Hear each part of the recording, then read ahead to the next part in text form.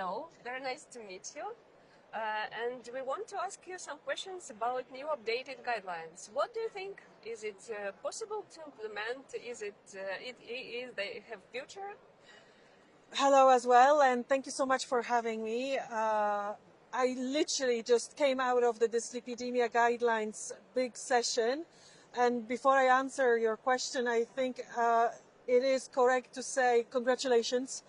The way the guidelines were presented today to this incredibly massive audience, it was done really beautifully, very easy, very understandable, very clear. And I will be taking it back to the patients community to help them understand the implications in the early detection process as well as management and ultimately treatment. So obviously I'm just processing all the information, but the information that was presented was very positive.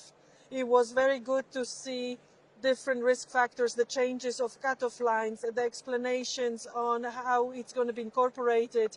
I was glad to see, obviously, clear message around coexisting risk factors and cholesterol, LDL cholesterol, and changing categories. And then Lp(a) being clearly marked as one of those important CVD risk factors to manage, as well as triglycerides.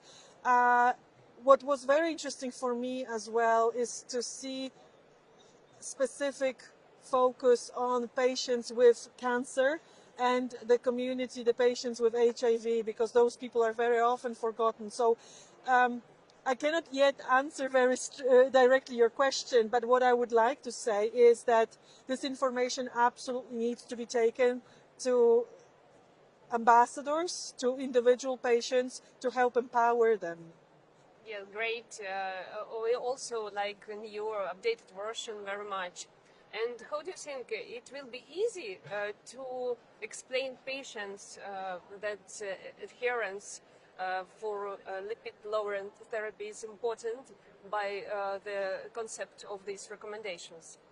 Thank you for asking a question about adherence. It's a very almost trendy term, and we already know that that's not always the term that resonates with the patient's community. So I think that the magic is in formulating the issue and the opportunity using patient and citizen centered or in a friendlier way, so they can actually understand.